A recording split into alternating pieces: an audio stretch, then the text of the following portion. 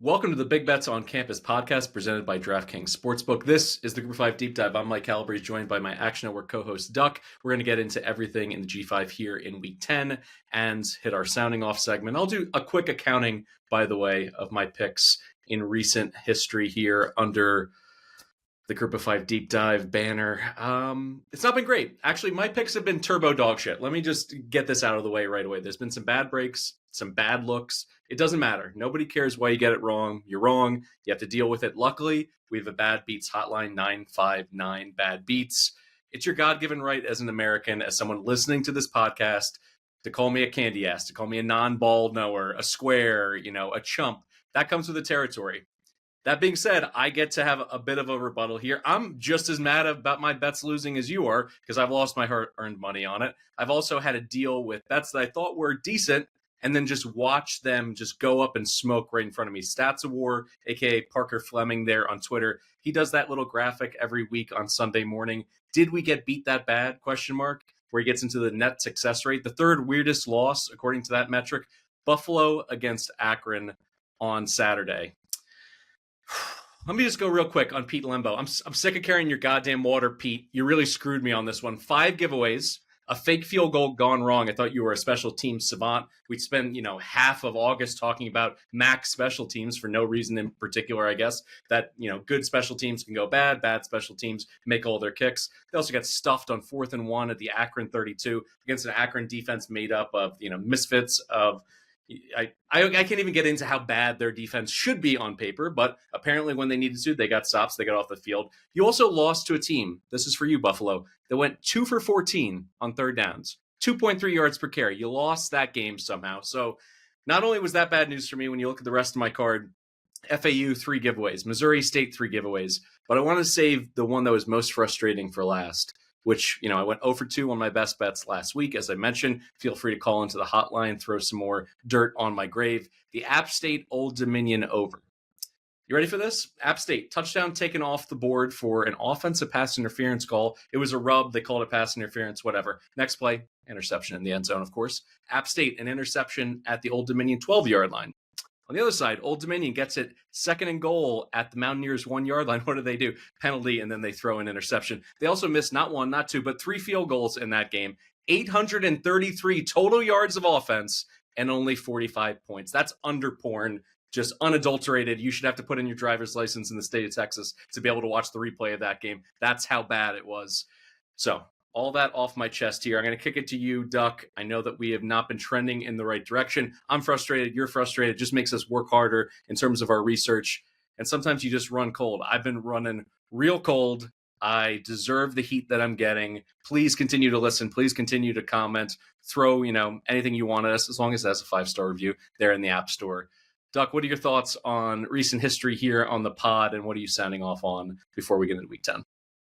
Well, I'm not happy about it. And if you gamble for any length of time, you know that these stretches do come. They are imminent, that we're going to have to grind through this. And we are working hard, and we're burning the candle at both ends and putting the work in to try to find winners for everybody. We're not happy about it. We know it's been shit lately, but we're grinding, and we're going to get this turned around. And the season in totality has been a success. So we're getting back to work.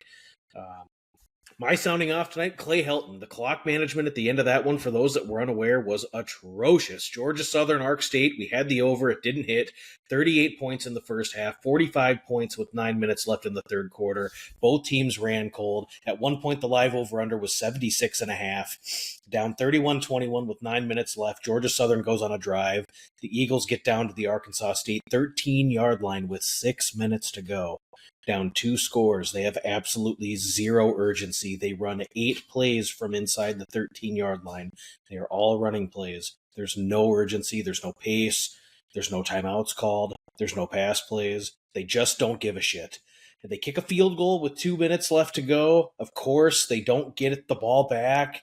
It doesn't go over the total, but my goodness, Clay Helton, that was just so atrocious from a descending team that needs wins. And they could not have cared less about scoring on that possession. Just absolutely awful. Before we get into our best bets here for Week 10, let's toss over to Stuckey for a quick word from DraftKings. The Big Bets on Campus podcast is teamed up with DraftKings Sportsbook. where new customers can bet $5 and get $300 back in bonus bets if your first bet wins, and 3 months of NBA League Pass. Love the thrill of live betting? DraftKings has got you covered. Bet live on star player props and in-progress games right as they happen.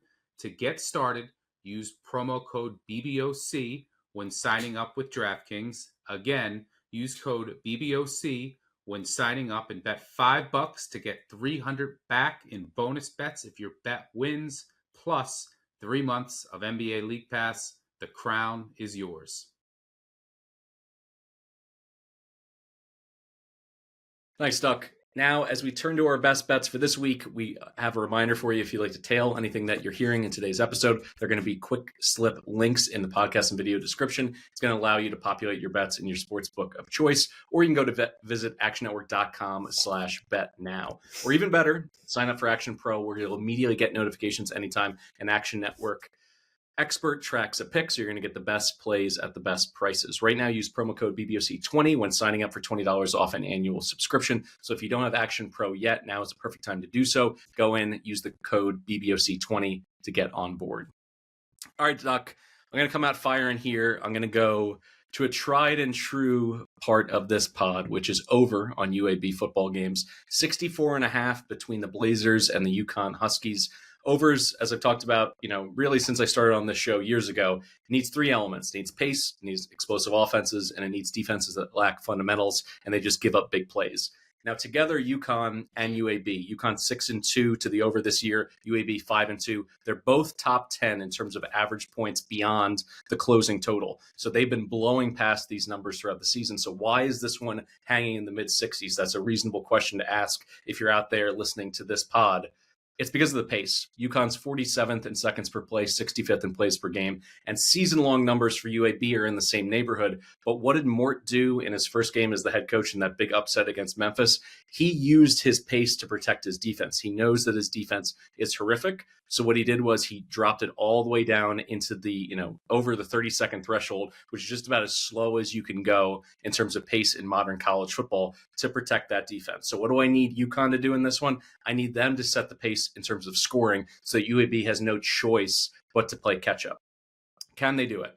I think they're absolutely up to it because their passing attack is incredibly explosive, 11th in aerial explosive, 25th in big plays overall from this UConn offense. And they've done damage against lousy defenses. Fignano has been spinning it, picking teams apart all season, 18 passing touchdowns, 0 interceptions, 11 big time throws to just 3 turnover worthy plays. And as we know, we beat the drum, all this time under Trent Dilfer. He never fixed it in the portal. His defensive coordinator choice ends up being not an inspired one, because at this point they're 134th in coverage, 135th in pass success defense, 121st in pass rush. So there's no help coming from any angle. It's not like they can get to the quarterback. It's not like they can leave their corners on islands.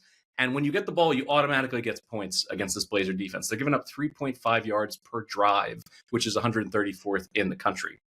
Now, their win over Memphis, in my opinion, as I mentioned earlier, was a defensive anomaly because they had played keep away for so much of it. They also faced a backup quarterback in the second half that the Memphis staff didn't have time, ahead of the game to be able to put a package around him or even get him any, kind of reps for him to feel comfortable. They also get stuffed at the 1 yard line at the end of that game. Otherwise, it goes to overtime at 31-31, and that's going to be another number that goes over in a UAB game this year. So instead, they get a false start at the 1, they get 2 incompletions, another delay of game with the backup quarterback, and an incompletion to end that game.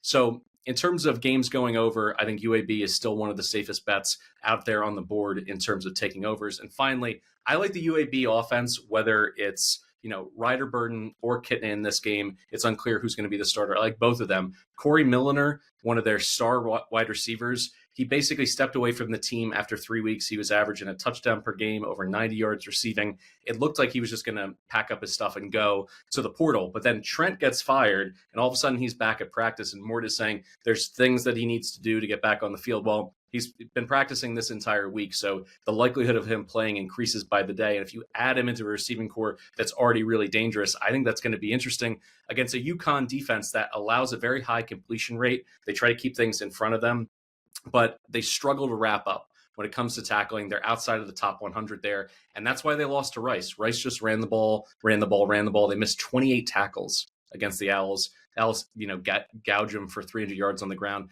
I think UAB has the balance, whether it's the run game or the pass game, to put up points here. And I'm going to go with over. So I'm going to get that kick started for our best bets here, over 64.5 between UAB and UConn. Let's hear your first play of week 10 here, Duck. Yeah, I'm laying it with San Diego State, 10.5. There might be a rogue 10 out there, so shop around, try and get the best line. That was such a spot last week for Wyoming in the last scheduled border war battle for the boot game for some time. You absolutely knew that they were showing up at home in that one. But I'm still not overly impressed with Wyoming and what we've seen from them this season. They've faced two of the worst defenses in the Mountain West Conference in back-to-back weeks, and they now have to line up against the best graded defense in the conference. San Diego State top defensive grades per PFF. Run defense, they're first. Tackling, they're first. Coverage grades, they're first. Special teams, San Diego State is tops in the conference. The Aztecs are giving up 2.7 yards per carry on the ground this season, allowing just 88 rushing yards per game. The rush offense for San Diego State, 200 yards or more in 3 straight weeks. Jaden Denegal and his emergence as a passer has been huge to unlock several elements for this offense. Wyoming has no pass rush whatsoever, 131st in defensive havoc, and Denegal should have time to go through his progressions, let the passing routes develop, and they'll throw it all over Wyoming in this game. San Diego State's defense, 16th in defensive explosiveness allowed, 20th in defensive success rate, 33rd in surrendering explosivity. Wyoming wants to run the ball, and their pass explosiveness is limited. I don't foresee Wyoming going in there and being able to run the ball on San Diego State, and so that's going to force Caden Anderson to have to throw the ball more with his arm. When they throw the ball more, bad things happen. They turn it over more. Player for player, I think San Diego State's coverage unit is able to blanket Chris Durr and Jalen Sargent, who are the two most explosive Wyoming receivers. This is a downer spot for Wyoming. Last week was the spot for them. This week, they're in a tough spot here. I'm laying it with the Aztecs. I was going to save this for the best of the rest, but I'm going to go under in that same game between Wyoming and San Diego State. You laid out a lot of the reasons San Diego State has quietly turned themselves into one of the best G5 defenses. They got 2 shutouts on the year. They won a pitcher's duel 6-3 against Northern Illinois. They played 3 of their last 5 games at 34 total points or fewer between their offense and what they're allowing. So I think the under 42.5 there is a good spot. And when you look at it, this Wyoming offense, as you mentioned, is not there statistically, but they also had their best chance the entire year to move the football. They played Air Force, who was just absolutely horrific. Their advanced stat sheet is just bleeding red everywhere, and they scored 21 points. So, and it's really not even the only issue this year in terms of performance and then playing down to certain opponents. They scored 17 points. They averaged 17 points on the road this year, despite drawing Akron and that Air Force team that I just mentioned. So when you put that together with the Aztec fast, that's tongue in cheek. They play at the 126th in the nation in terms of seconds between plays. So I just see them slowing this game down. Both teams are pretty good at limiting explosives. And I think because of that reason, you're going to see something like, let's call it San Diego State 31, Wyoming 10, or maybe even Wyoming doesn't get to 10 in this game. In terms of that fitting into your game script, do you see that kind of a laugher for San Diego State and going into a bit of a shell, their 4-minute offense in the fourth quarter? I do. And, you've seen them at home with a propensity to just sit on leads in the second half, and they have played lights out defensively at home this season. California, 0 points. Colorado State had some garbage time touchdowns when that game was well in hand. Stony Brook was shut out. I mean, this is just a team that plays significantly better defense. They played good defense all season at this point now, but really, really stout defensive performances at home. And I do think that the pace is one where, they've got a really important trip coming up at Hawaii following this game. And so, yeah, I could see them getting this game to a 24-3, 31-3, and then we're going to sit out the last 8 minutes and just grind this clock down, get the win, and then it's off for the island. My second best bet here for week 10, Wazoo laying 3.5 against Oregon State. Wazoo, it's been the Western outpost of college football for years out there in the Palouse. They've been overlooked because of their late night kicks, the Pac-12 After Dark, the Pac-12 Network. Now the CW Network is basically where they live. So they keep getting banished further and further away from the spotlight. In relative obscurity, though, they're cobbling together a winning season. They're 4-4 right now with two wildly impressive losses, 3-point losses to Ole Miss and Virginia on the road. And that was an awful back-to-back travel spot for them. They lose, 22-20 actually to Virginia, and then 3 points to Lane Kiffin and Ole Miss. So I think with what they've been able to do recently, they return, they show that they have fight offensively. They play against Toledo. They beat the brakes off of them 28-7. They're 4-4 right now. I think this is going to be a bowl team. And whatever happened in those early season losses, they lost to North Texas, who we now know is a juggernaut offensively, and Washington. They gave up 59 points to both of those, opposing offenses. That is now a distant memory because their tackling has improved. They're not giving up explosives anymore, and they're playing that bend but not break defense. They continue to make stands in the red zone. They're 34th in red zone scoring defense percentage this year. So against this Oregon State team, I don't see that changing. I think the defense is going to continue to trend in the right direction. And Zevi, the Wolf Eckhouse, now that he's back running this offense as their QB1, they're playing the brand of football that Jimmy Rogers brought with him from the FCS ranks. They want to run the football, and they want to play super slow and play keep away. Oregon State on the other side of this matchup, they can't go bowling. They fired their head coach. Their interim head coach gave them a bit of that bump that sometimes we see, but they're playing against an FCS Patriot League team in Lafayette that was having a weird midseason cross-country road trip that they were not used to at all. So congrats on that. Congrats on not going over for the season. Anthony Hankerson finally showed up, a guy who was, a borderline All-American last year who had basically disappeared because offensively they couldn't block for him and defenses were keying in on him. Well, he has his huge game in the season, goes over 200 yards. That's nice. But Wazoo is a huge step up defensively from a middling FCS team. And this Oregon State offense, they still can't pass. They can't protect their quarterback. And they can't put together quality drives consistently. So when I see all of that, the fact that they're 124th in quality drives, that is now a real stat more than halfway through the season. We're kind of pulling out the noise from, opponent adjusted perspective. Oregon State's offense just stinks. So I look at this in terms of, what this Wazoo team has been able to do. Yes, they've had some interesting downsides earlier in the season, but I see them finally elevating against an Oregon State team that you look at it. Cal, with a true freshman quarterback in his very first college start, just worked them. Fresno beats them. Wake Forest beats them at home. So I don't think there's really anything to worry about in terms of Corvallis being a situation, even in one of the first of two Pac-12 games where they're going to play these, head-to-heads, home and away. Yeah, maybe that'll mean something in the first quarter, but Oregon State, this is just kind of a nightmare season for them. The only competitive game they've really played this entire season was against Houston at home, and that was because they had a clean sheet with 0 turnovers. I see this Wazoo defense forcing them into some dicey situations, putting the ball in harm's way, and being +1, +2 in the turnover battle. Give me Jimmy Rogers, this defense, and a whole lot to play for, not just today or on Saturday, but as they march towards bowl eligibility. Go Cougs, I'll lay the 3.5. All right, close this out here, Duck. Yeah, Boise State, I'm laying the 17.5 at home. You look at Fresno State, they just got smoked last week against San Diego State, getting shut out at home for the first time ever. Quarterback E.J. Warner was benched in favor of Carson Conklin. He threw the ball 42 times against the Aztecs, 2 interceptions, and just 4.3 yards per pass attempt.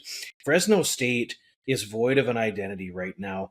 They've only run for 165 combined yards and 2.5 yards per carry the last 2 weeks. This is a team that wants to line up in 12 or 13 personnel, get the tight ends involved in the run blocking game, and just pound the rock, and they've completely gone away from it. Fresno is the 3rd worst rated defensive team in the Mountain West per PFF, and they're in the bottom half of the league in pass coverage grades, pass rush, tackling. I just do not suspect that this team is going to be able to stop Boise State here. Fresno defensively 120th in overall defensive success rate, 116th in finishing drives. The Bulldogs are 118th in early down success. Well, that spells trouble against Boise State. They're going to run the ball on 1st and 2nd down and play action with Maddox Madsen off of it. They're getting the tight ends more involved in the passing game. I just do not see a situation where Fresno State is able to contain Boise State. And now with the lost identity, they're going away from what has made them a stronger team at points during this season. Not going to be able to keep up. Boise State 9th in pass play success rate defensively, 16th in overall defensive success rate. Fresno State the last 2 weeks a combined 9 of 30 on 3rd down and 0 for in the red zone. Just spells trouble for a team that is just lost at this point in the season. So I'm laying the 17.5 with Boise at home. Before we get into our G5 Moneyline parlay, we have to talk about one of the biggest games in the American, really across the G5 for this entire season, and that's Navy against North Texas. There is a logjam of teams that are either undefeated or only have one loss in American play. So this one has been circled by everybody. It should be a fun game. It should be high scoring. And certainly for the winner, there is a path to the college football playoffs still available to them. Talk me through what you're seeing with the midshipmen and the mean green. Could be the game of the day in the entire slate. This is going to be an absolutely exquisite football game. I'll have on the main TV. Really a prove-it spot for Navy. After you look at their Charmin soft schedule that they've played up to this point, including 5 of the lower half teams in the American Conference, along with Air Force and VMI in the non-con. The concern here is that Navy gives up the yards and the points through the air in bunches. They've given up over 450 yards and 30-plus points each of the last 3 weeks. They were very fortuitous to come out with the win against Temple a couple of weeks back. And the Middies struggled with Tulsa for 3 quarters before pulling away on the road. So the road performances have not been great. North Texas's offense is elite. They've been playing well all season. I've been so impressed with Mestemaker, who should feast on this Navy secondary, which is 113th in explosiveness given up, 106th in EPA per pass, 128th in early down explosiveness allowed. And so this Navy secondary and the athletes that are lining up at linebacker and safety and corner are really just going to be up against us. North Texas should score here, and they should score a ton. So the question now becomes, is the Mean Green able to stop this Navy attack? Well, they were shredded in the second half against Army as the scheme just wore down this defensive front. We saw it time and time again where Army just kept coming after North Texas, and North Texas could not stop any of it. They couldn't stop any of the triple option elements, the fullback dive, the quarterback follow, the sweep. They just could not stop it. So North Texas's total defense the last 5 weeks has surrendered 438 yards per game and 33 points per game allowed. Navy has been excellent this season on third down and cashing in for touchdowns in the red zone. 29 out of 32 red zone trips have resulted in scores, 26 of those being touchdowns for the Middies. Navy is 6th in offensive success rate, 5th in EPA per play. This is going to be a completely tough test for North Texas's defense. The hesitation that I would have here with this one, because it does look like a dead nut over. This is the second time that North Texas has seen a triple option type of scheme. And of course, we all remember what happened last year when Army went down there and we expected this Plinko board of points and it ended 14-3. So there is some sort of variance that could cause for this to not be high scoring. But what I see here is Navy's team total over 28.5. They've exceeded this point total in every game except for one this season. I think they eclipse it here. I think they'll be able to match North Texas score for score. If they have the lead in the fourth quarter, it's because they've scored at least 28.5. And if they're playing from behind, they'll be able to increase the tempo, which we've seen. We've seen this Brian Newberry and Drew Cronick system do in 2-minute offenses this season. They've excelled in 2-minute at the end of the first half, so they can run some tempo when needed. But either way, I think that Navy keeps this game tight. My official play here is Navy team total over 28.5. I talked about it on the Saturday live show, taking FAU on a flyer. They end up backdooring a cover there against the midshipmen. Justin Ross, I brought him up. He's the best corner for Navy. He did not play against FAU. He's easily the highest rated guy in coverage. This is potentially going to be a disaster if he can't go. Navy is one of those schools that keeps it very close to the vest in terms of their injury report, who's going to play. So this would be the final, nail in the coffin for me in terms of their defense being able to do anything in terms of slowing down UNT. So just something to consider if you look at, early morning Saturday player availabilities. If you see anything about Ross, it's the difference between them being able to get off the field at all or just being basically, a 7-on-7 drill for Mestemaker, just picking them apart up and down the field. All right, with that, we are now on to our G5 Moneyline Parlay presented by DraftKings. We are going to go through here, pair up 2 games, give it to you, and hopefully we get some winners here. I'm going to get it started with one that's currently a pick. It's about -105. I would play it. I know that it should be a true underdog, but this one I'm just confused by, and it's Air Force against Army.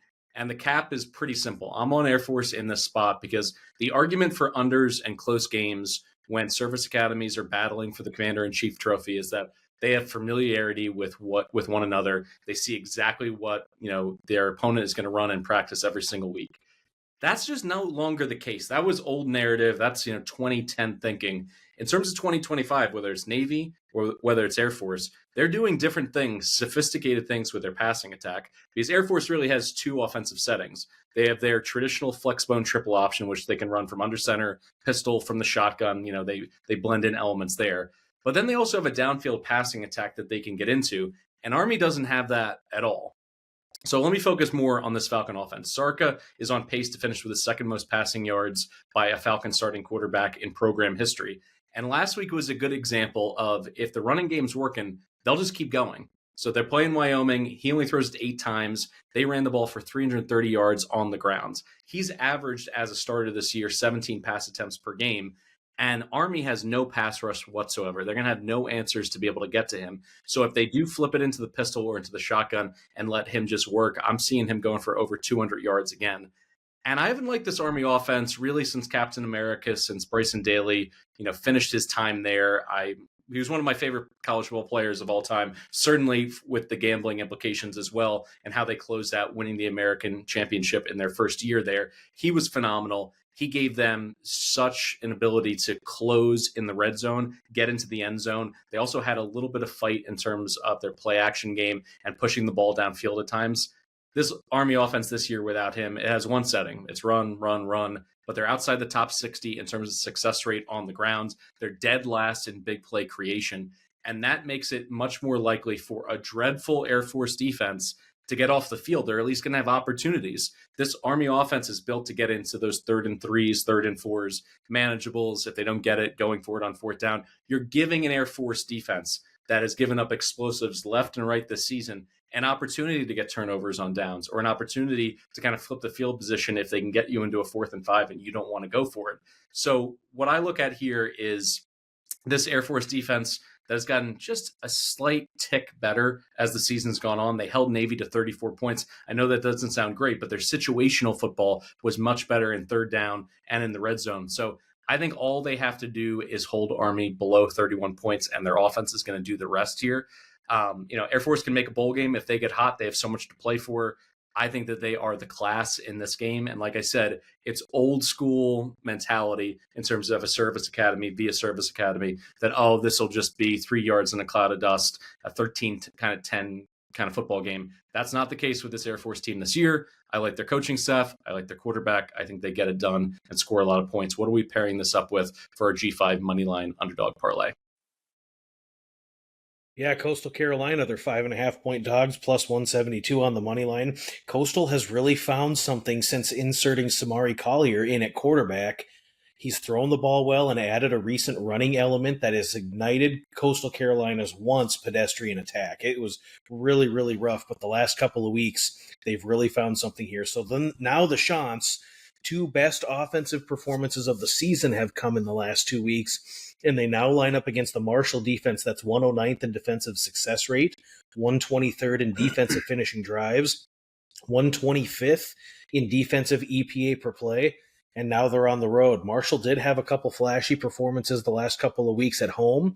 However, they were very, very fortunate to have defeated Texas State, and they caught ODU in a tough spot peeking ahead to the JMU game in a complete no-show by the Monarchs. So a little bit of jurisdiction there in how good Marshall actually is after those couple of performances.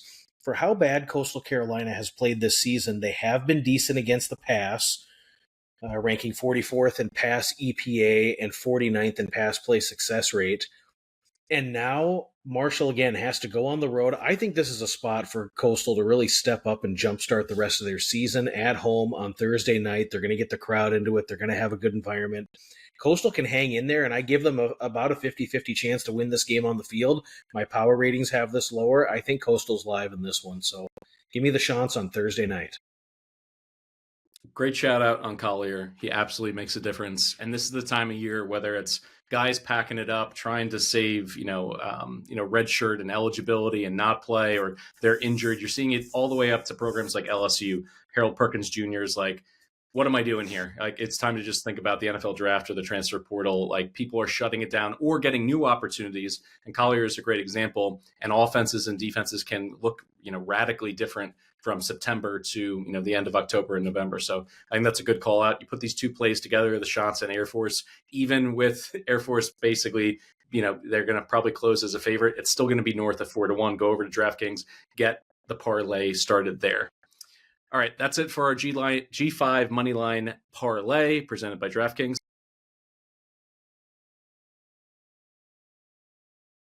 Check out the Parlay Express account on the free award-winning Action Network app, where we'll be posting this parlay. You'll also find a bunch of other fun long shot bets and parlays there as well. You can also find the quick slip link in the podcast and episode description, or visit actionnetwork.com/bet now to find and tail some of the plays that you've heard, including our Group of 5 Moneyline Parlay. All right, 2-minute drill time, Duck. I already threw out Wyoming against San Diego State, so I'll close out mine quickly. I'm going to go team total over on UNLV. It's sitting at about 33 out there in the market.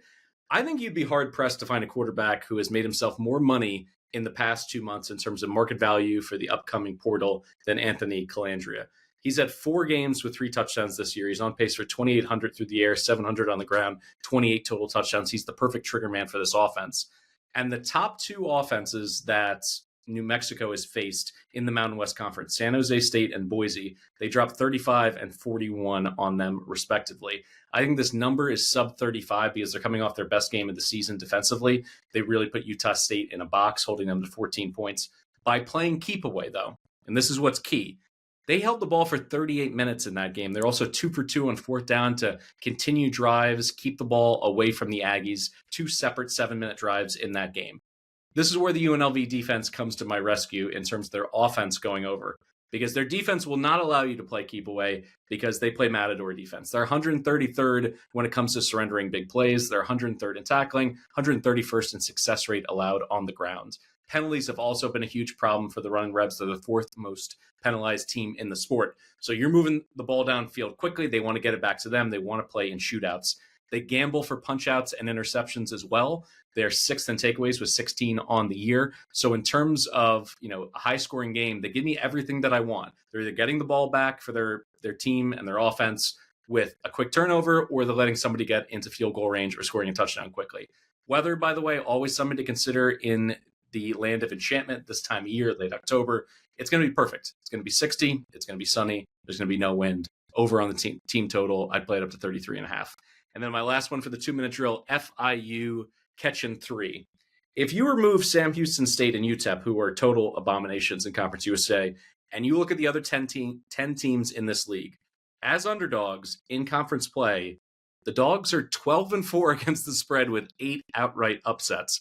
Midweek CUSA football has been absolutely nuts, and I like this matchup for FIU, particularly in the defensive side of things. They're 30th in coverage, 37th in pass PPA. They really struggle to stop the run. So situationally, from a week-to-week basis, you got to watch out who they're playing. What can Missouri State do? They can throw the ball, and they can't run the ball at all. So they cannot take advantage of the inherent weaknesses in this FIU defense. The Bears are 117th in success rate on the ground, 125th in line yards, dead last in stuff rate. So they're just scared flat out to run the football.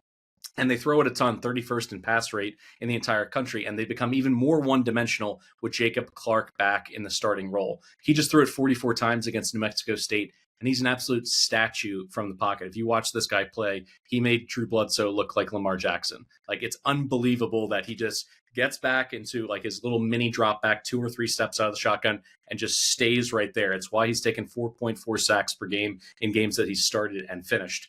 And the Missouri State defense can be run on, and that's the formula for FIU, not just to cover in this game, but to win outright. You can be efficient, you can be methodical, you can move the ball on them, and that's why I'm putting this bet in the hands of Keyshawn Owens. Last 2 games for FIU and Willie Simmons, 42 carries, 361 yards on the ground, a pair of TDs. Feed this kid, control the game, win the game. That's my 2-minute drill. Over to you, Duck. Yeah, we're going all FCS plays, so this will be based on projections. Thursday night, Norfolk State takes on Delaware State, and they're playing this game at Lincoln Financial Field in Philly. Michael Vick and Deshaun Jackson square off with their teams. Delaware State's going to be run heavy in this one. They have an efficient ground game, but it's not super explosive. QB run is going to be featured quite a bit, and Norfolk State has seen their fair share of run defensively this season, and they will provide some resistance to Delaware State's ground attack. Norfolk State's offense has been really pedestrian this season. They've really struggled to convert in the red zone and on third down. I don't see Norfolk State having a lot of explosivity in this one, but the real key here is the weather. It could be 2 inches of rain and wind gusts up to 30 miles an hour in Philly. Going to be a sloppy field. Hard for either team to really find their footing here. I'm going to look under 57.5 in this one as soon as I get a nail down on the weather. Alabama State, they're projected laying just 3.5 against Prairie View A&M, just what I believe to be a head and shoulders better team in the Hornets rather than Prairie View A&M in talent. Quarterback Andrew Body, 20 touchdown passes, just 1 interception this season, and they are going to move it here against Prairie View. The strength of schedule has a massive edge to Alabama State. Prairie View has not seen an offense that will put the pressure on this defense in the last several weeks. Their last 5 opponents for Prairie View: NAIA Lincoln, California, which is that fake college team that never plays home games; Southern, Alcorn State, Grambling, and Northwestern State. Nowhere near the level of talent at quarterback, nowhere near the athletes in the skill positions. This one's projected at just 3.5. I'm absolutely going to lay it on the road with the Hornets here. Last one's going to be Bryant and Monmouth over 62.5. Last week with Derek Robertson out at quarterback for Monmouth, I was concerned about Hampton not being able to score on the Hawks, and they couldn't. Well, Bryant will be able to score on this defense and should throw a couple punches here at home against the conference favorite. But with another week to prep, with backup quarterback Frankie Weaver, he should be a lot more comfortable in the offense. I would expect that they throw it around a little bit more. They went run heavy last week with him in his first start, but I expect them to throw the ball a little bit more, and they should shred this Bryant defense. I would expect 7 or 8 yards per play on average for the Hawks and for them to score 42. Bryant should be in the 24 to 28 range. So anything 62.5 or close, we're going to be looking over there.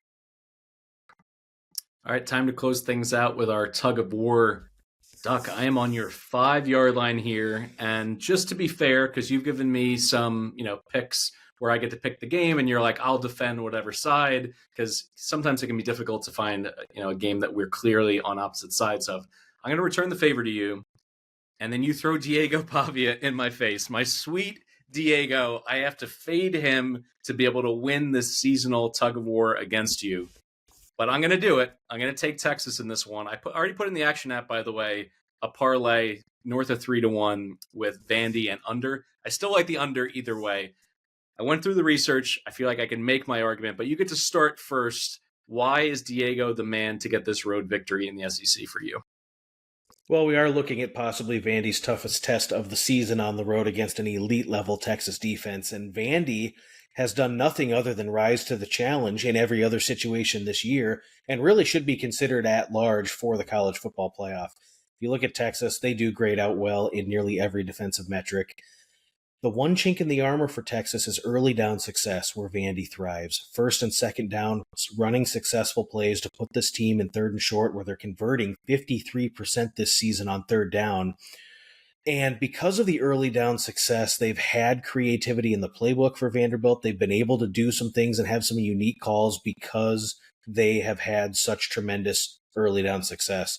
I think that Vanderbilt will have sharp success here in early downs. I think they'll be able to get some of their playmakers involved in the passing game. I totally look for Vanderbilt to have more success offensively than what you would expect. Texas's offense came to life a little bit last week, but look at where this team was at in the middle of the third quarter. Down by 3 scores, drawing dead. It took a special teams touchdown and some late magic to kind of get back into that one. If not, what's the narrative here? Vandy has stepped up defensively. The Doors grade out 13th in defensive havoc and 34th in explosiveness, 2 areas where Texas struggles offensively. Texas has given up 18 sacks, 53 tackles for loss, and they grade out 118th in offensive explosiveness, 120th in EPA per play. I think it's another low-scoring grinder, and I give Vandy a serious chance to win. I like Pavia on the farewell tour. All right, you made a little bit of my case for me. Addition by subtraction with Arch and the concussion protocol, bringing in Matthew Caldwell, who can run this offense. It's why he came off the bench, and they immediately gave him an opportunity to win the game. He comes in, he throws that game-winning touchdown pass against Mississippi State in Starkville. The atmosphere there, I think that shows what Sark and this offensive staff thinks of him. And he's had lots of reps in his career. Gardner Webb, Troy, he's a big kid. He has mobility. He can make all the throws. You've seen him be able to pull it in the run game already this season and get some big plays on the ground with his legs. It's the reason why he kept not one but two 4-star freshmen below him on the depth chart. Now, I understand it's a limited sample size, but I think that's why there's value in Texas at home here and why the market is aligned in the way that it is, and it's closer to kind of a coin flip game. The other piece of this is the Sark rumor. I think this could actually kind of galvanize the team. Usually their coaches come out in like three separate ways. They deny that they're looking at another job, in this case, the Tennessee Titans for Sark. They say nothing, or you can go in front of the media and do what he did, which is say that he's pissed off, it's not true, he's angry, and use it to fire up his team, whether it's true or not. By the way, like Texas Twitter is just like, oh, that ESPN reporter or the Athletic, whoever said it, she made it up. It's like, I mean, that's where we are as a society. If you hear anything that you don't like, it's just fake news. It's all made up. Like coaches, the amount of coaches who basically say that they're going to do something, like Lane Kiffin said, oh, I'm going to take the USC job, and they almost murdered him in Knoxville, Tennessee. Really, since that moment, coaches just lie through their teeth. Like even Nick Saban said it, like, I am not taking the Alabama job. And then 48 hours later, he's on a plane to Tuscaloosa taking the Alabama job. In the current atmosphere, you have to lie. If this is true, he has to lie because he has to keep everything going in terms of his locker room, the recruiting trail, the transfer portal, everything. But I like what Sark did. I think he had some fire to him, whether it's true or not. This is a Texas team that still has so much to play for, because when you look at it, they've lost 2 one-possession games this season. But if they win here, they're going to wake up on Saturday morning, November 15th, against this Georgia football team. They're likely, Texas will be 10th in the country at that point. That'll be their Super Bowl, the team that's been the boogeyman for them ever since they come into the SEC. So the season's far from over from them. They can still work their way into the college football playoff with a win here. And the last piece of it, in terms of the game within the game, Texas's pass rush, 10th in the country, Vandy pass blocking, 119th. If the game script goes Texas way and Pavia cannot use all the run game and all the motion and all the eye candy to force them to defend 53 yards, if they just know that he has to throw the ball and they can pin their ears back, I think this could be a really good spot for Texas. So I've talked myself into it. We'll see if I can get into your end zone and close this out, or if we extend it by at least another week. That'll do it for today's episode of the Group of 5 Deep Dive under the Big Bets on Campus banner, presented by DraftKings. Thank you so much for tuning in and listening. Don't forget to download the free award-winning Action Network app and leave us a 5-star rating and review wherever you listen to the pod. Also a reminder, if you go over on X and tag Playbook, you're going to be able to put together plays right from the Action Network app. You can screenshot it, throw that screenshot in at Playbook, say, build me a custom parlay. And what's great about that is it comparison shops for you. It'll give you the best prices out there in the market. If you haven't already, please subscribe to our YouTube channel, subscribe, comment. All those things help to build the visibility for our brand. Thank you so much for listening to the Big Bets on Campus podcast. And as always, best of luck with all your bets.